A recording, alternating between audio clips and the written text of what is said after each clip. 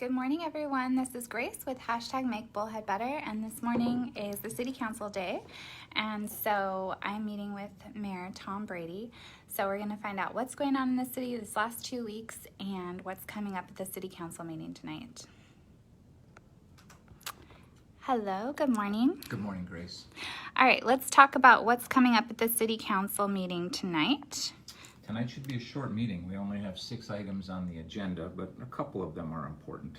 And then there's some other information that's been going on this past week that's not necessarily council related, but I think it would be helpful for your viewers to know. Okay, so let's recycling. We've been hearing a lot about that these last maybe over a month and a half. So what is happening with it? Sure. As you're aware, as are many people, for the past couple of years, the City Council has had several workshops and several meetings where we've discussed the future of recycling.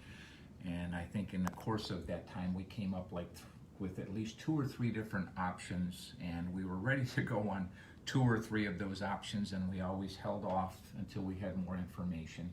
And it was at a recent City Council meeting that the City Council decided that because China has stopped accepting any of America's recyclables, and there is nobody here that processes recyclables in America for the most part, it's dead.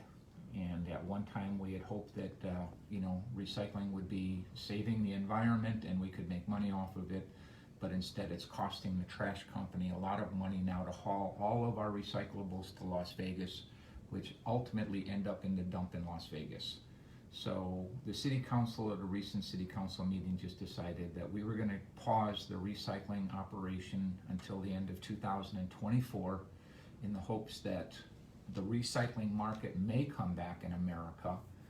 And in the meantime, we are going to go to just once a week trash pickup, and there will be no recycling whatsoever. And there'll be a small reduction in people's monthly recycling bill, or not recycling bill, their trash bill. Okay. And people are saying, it's like, well, if we're only going to have 1 day a week pickup, then why shouldn't we get a bigger reduction in our bill? I think it's 59 cents a month. And it's like the trash company still has to pick up the same amount of trash, whether it's 1 day a week or 2 days a week.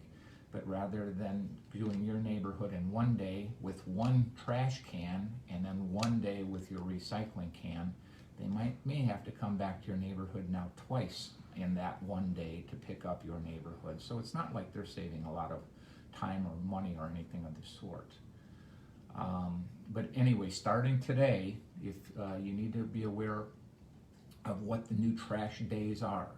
For instance, my trash went out on Monday and my recycling went out on Thursday, but my new trash day is Thursday. And you get to keep both of your cans. You can keep your green can, you can keep your blue can, and you can put both of them out on your trash day. But there is no more recycling. And if you don't want your recycling can, you can call Republic Services and they'll remove it. And if you want a third can, you can do that, but that's extra $3 a month. Oh, well, that's good to know. So be aware, though, that this week there's going to be a lot of confusion because people will put out their trash cans this week and find out that they weren't picked up. So they can go to the city's website or Republic Services and find out exactly what day their trash will be picked up.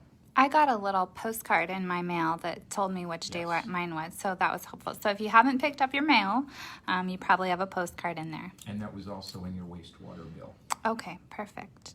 So let's talk about COVID. I know that the mask mandate is still on for another 2 weeks until September 15th. But how are the cases doing here in Bullhead? Numbers are looking good. We're continuing to go down. When we implemented the mask requirement, people need to realize that when Governor Ducey authorized the cities to make that decision, we resisted.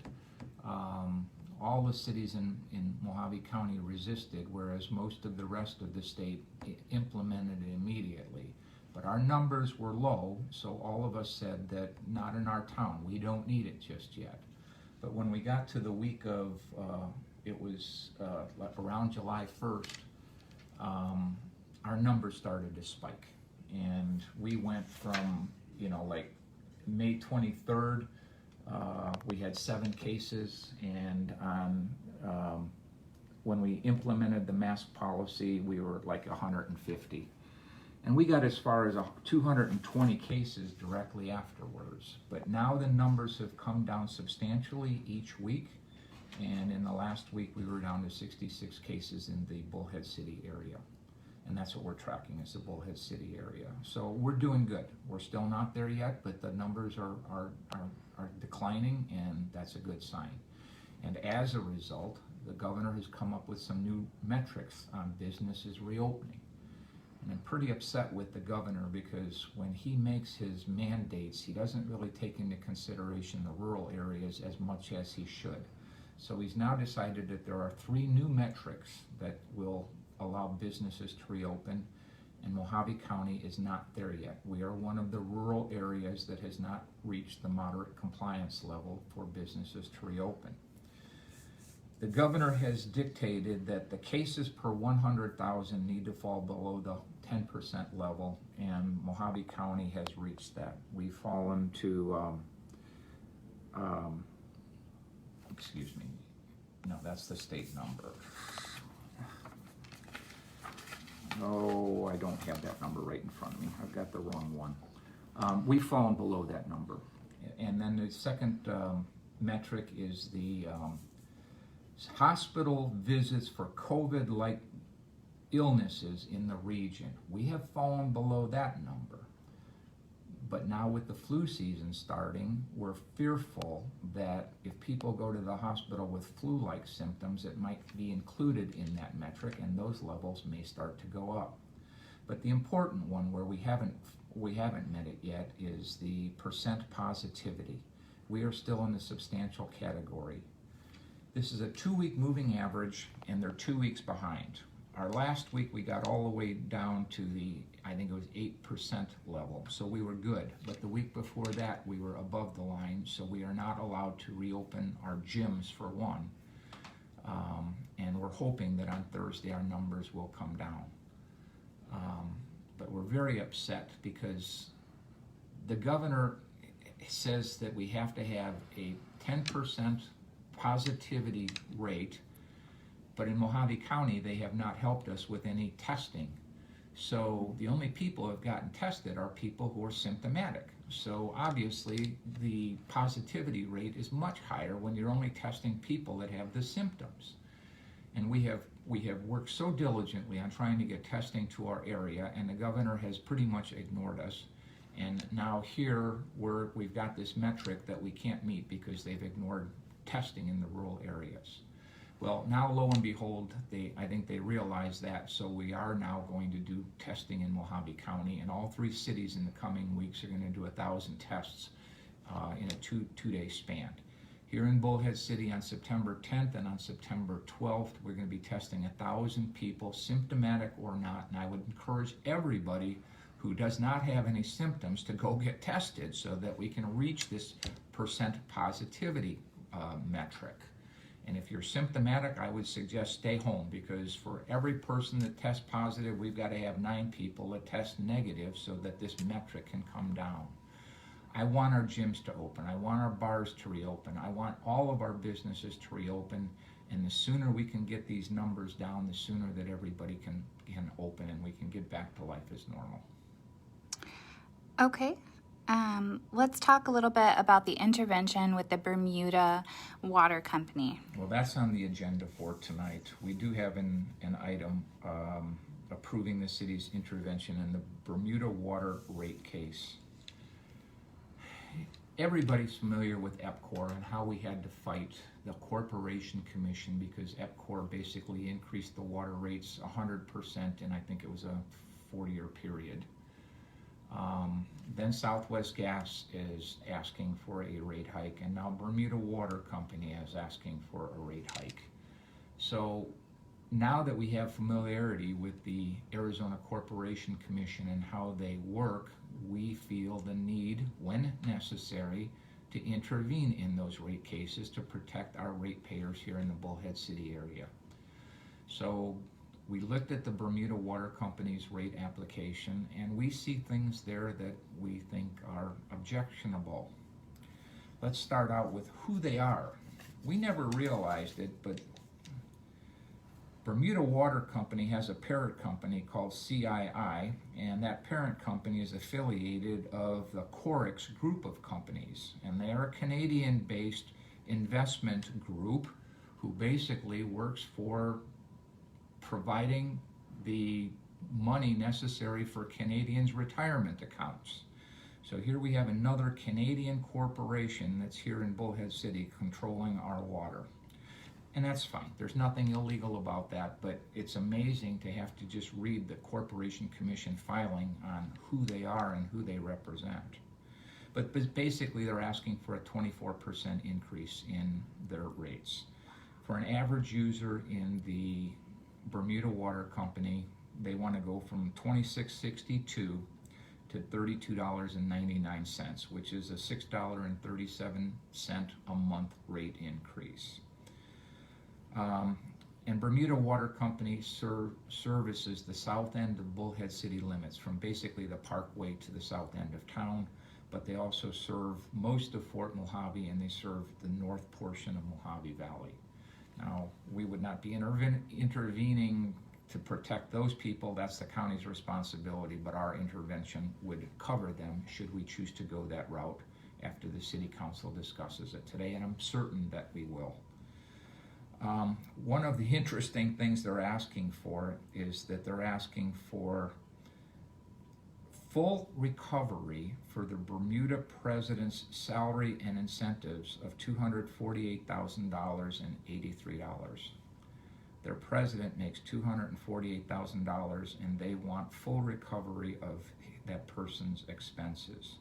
They're also asking for recovery of the corporate office's move from the suburbs of Chicago, from Northbrook to downtown Chicago. These are the kinds of things that upset us greatly when we see that our citizens are being asked to approve things like this when requested before the Arizona Corporation Commission. So when we see things like that, it raises our hackles, and it makes us interested as to whether or not we should actually intervene and protect our ratepayers. Just as we are right now with EPCOR. EPCOR did a recent filing, 6,154 pages, and they were basically asking for a 17% rate increase for most of Bullhead City and a 28% increase for the people on the north side of Bullhead City. We have already intervened in that case, and that will probably be heard when they start their hearings in March of next year. But all of the pre-filings and things are going on right now. So it seems like we just have to keep on fighting all of our private utility companies for the outrageous hikes that they are asking for of our citizens. We here in Bullhead City a couple years ago basically approved a 2% rate increase for the next 5 years for our wastewater department. So if you noticed your wastewater bill has increased, yes, it's increasing 2% each year. But the City Council also voted to defer this year's 2% increase because of the COVID and the hardship that it's caused for so many people. And I think that illustrates the difference between your publicly run utilities and your privately run utilities. If we want to raise our rates, we will tell you what we need. We will hold public meetings. You can come in, you can listen to what we have to say, and you can object if you want to. If Bermuda Water Company or EPCOR or Southwest Gas wants to raise your rates, you have to intervene and read 6,154 pages to understand what exactly is going on, and you have to go down to Phoenix and actually file an intervention to question what's going on. I think that's the difference between publicly and privately owned public utilities. So again, we're fighting for the citizens of Bullhead City to try and keep these rate increases to a minimum. Thank you so much. Lastly, let's talk about some major projects that are going on in Bullhead and how people can find out more about them. Right. Each year, the City Council is presented with our citywide projects list, and we're given an update. Every year we budget for our capital improvements, and we have a 5-year plan moving forward. So on that 5-year plan, we get an updated once a year at the City Council where we stand on each of those citywide projects. So if anybody is interested in seeing what's on the horizon for major improvements in Bullhead City, where we're going to be spending a lot of money, they can go to the city's website under the City Council meetings and look at the agenda. And if you go down to item number 5, you can click on that link and it will show you exactly what the City Council sees on that citywide projects list.